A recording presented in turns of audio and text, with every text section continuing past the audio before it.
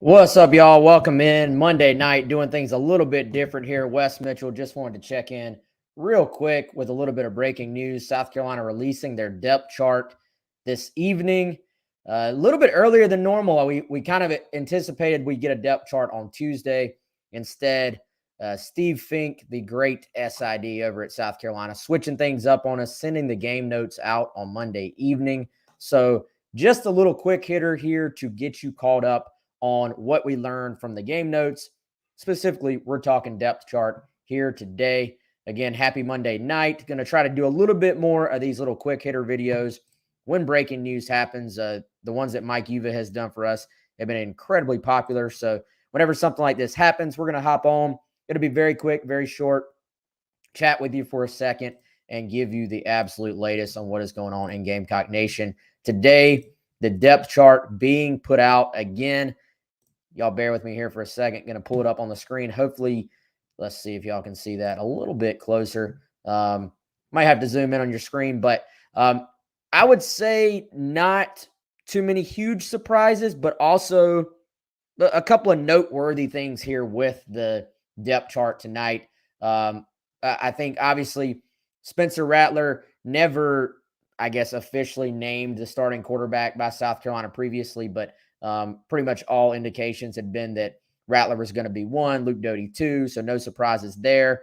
You know, you look at the offensive line group, there was a very interesting battle there between Dylan Wonnum, Tyshawn Wanamaker, but when we were out there watching practice with, it seemed like Wonnum in that small sample size was with the ones. You would imagine with him being the senior, he was going to get the nod there. Certainly from the depth chart, it appears that Wonnum, at least for now, has won that starting right tackle position.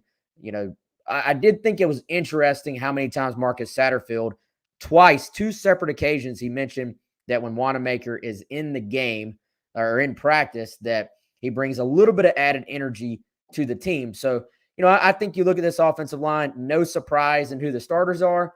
Jalen Nichols, we'll go left to right. Jalen Nichols, Vershawn Lee, Eric Douglas, Jovan Gwynn, and Dylan Wonnum.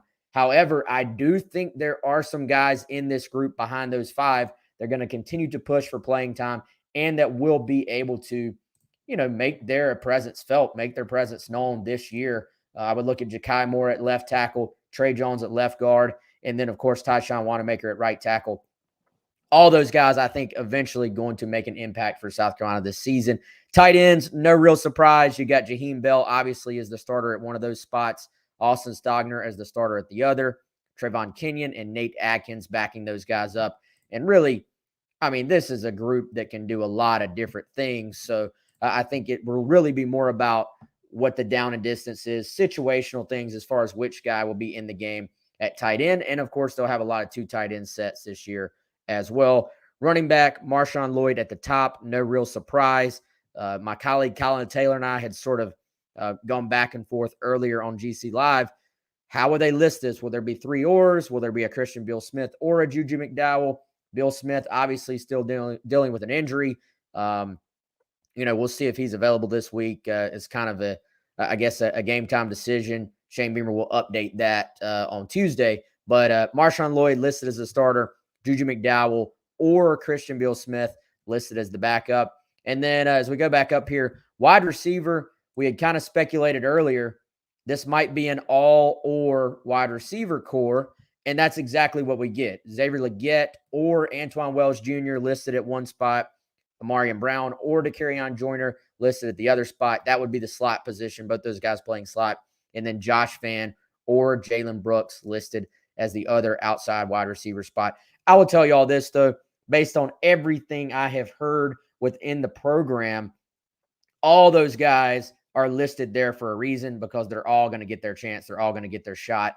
And, I think this is going to be one of those positions where the snap counts and the playing time and the targets will kind of just depend on how it plays out, who takes advantage of their opportunities.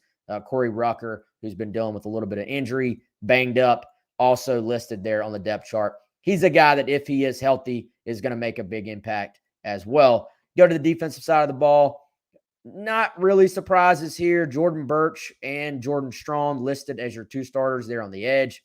Zach Pickens, Boogie, Alex Huntley, the starter alongside Zach inside at defensive tackle. No surprise there. We really had kind of anticipated this. The more you heard, the more you saw, seemed like Boogie was in the mix. Seemed like Boogie was going to be the guy. He officially gets the start. Congrats to Boogie Huntley, winning a really nice contested battle with some really talented defensive tackles, including Tonka Hemingway and MJ Webb, who will back up those positions. Two backup edge guys, Tyreek Johnson from Sumter, a kid that's really waited his turn and worked really hard this offseason. Gilbert Edmond, the other backup, and then Terrell Dawkins behind Gilbert Edmond there at one of the edge spots. Linebackers, we wondered would Mo Kaba officially be listed as a starter? He is South Carolina's starting middle linebacker, arguably the guy who has made the biggest jump this entire offseason based on everything I've heard from people around the program. Mo Kaba, I've said it many, many times, I think is set for a big, big season. He will start the Gamecocks opener against Georgia State alongside Brad Johnson. We knew it was kind of three guys fighting for two spots. Let me get it right. Right now, Brad Johnson, the super senior, listed as the starter beside Mo. Shirai Green listed as the backup to Mo Kaba, and then Debo Williams, the sophomore from Smyrna, Delaware, transfer from Delaware University. He is your backup to Brad Johnson at the will spot. Defensive backfield, for the most part, starters exactly what we thought. Cam Smith listed as your nickel, Marcellus Dow, Darius Rush as your two corners, RJ Roderick, Devontae Reed listed as your starting safeties. We wondered who would be the backup safeties. We sort of assumed that Nick Emanwari would be the guy. He is the guy as far as the backups go. By the guy, I mean who's going to be the first backup to those two spots. Emanwari listed as your backup at strong safety.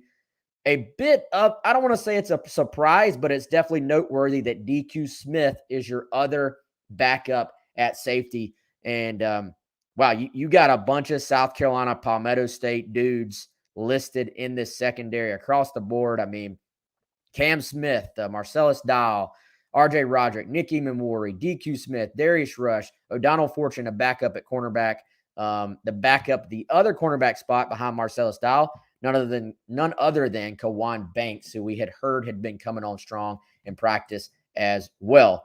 Will McLean asking, would Rucker be starting if healthy? I don't know, y'all. This is a good, deep wide receiver group. This is a group that's going to play out. The way it plays out on the field in the season is going to determine, in my opinion, who gets the snaps. Keith saying Mo Kaba was my biggest surprise. Shouldn't have been surprised there, Keith. We've been hammering on the Mo Kaba storyline for a while now. Honestly, probably the guy in this program that has made the biggest leap from playing time last year to playing time this year. Arguably South Carolina's best linebacker at this point. I think he is in line for a massive season. We go down to the specialist. Interesting here. Kickoff return, Xavier Legette listed as your starter. That might be something that some people overlooked.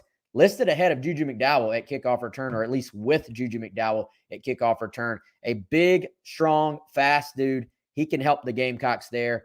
Josh Vann listed as your punt returner. Amarian Brown listed as your backup. Place kicker, you got the old Orr still in there. Mitch Jeter, Alex Herrera still fighting it out. Mitch Jeter listed as your starter at kickoff. And then Kai Kroger or Alex Herrera listed as your starting punter.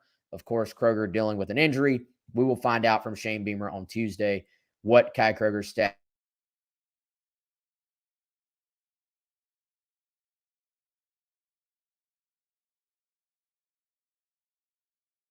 That your backups. Bailey, your backup for long snapper. Hunter Rogers, your backup for short snapper. And then at holder, again, the Kai Kroger situation, William Joyce, it appears, will go if Kroger is not able to go. So there you have it. Again, a little quick hitter here. That is your depth chart. Some interesting things there, y'all. Not any complete, just total surprises, but some noteworthy, interesting, maybe some finality, at least for now, on a few of those position battles. Although, let's be honest, they're going to be going on throughout the year. That's the way this goes. You take advantage of your opportunities. You set a depth chart at the beginning of the season, week 1, but these things are going to be shuffling back and forth. A lot of these guys, maybe you didn't win the battle right now for week 1. A lot of these guys are going to have opportunities as the season progresses to see their playing time increase and to kind of go from there. No third-string quarterback. That was I would say, one of the final battles that South Carolina had, kind of been anticipating, seeing which direction it would go. Was it going to be Colton Gauthier? Was it going to be Tanner Bailey? Was it going to be Jalen Davis? Was it going to be Braden? Was it going to be Jalen Daniels or Braden Davis? Let me get that right. No definitive answer there. Of course, you would always have the option, if it came down to it, of DeCarrion Joyner going in at quarterback. All right, y'all, that's it for me. A quick hitter here. South Carolina releases its depth chart. I'm Wes Mitchell for Gamecock Central. Come check us out, GamecockCentral.com. We got a ton of content coming for you. We're excited. It's game week. We'll see you very soon.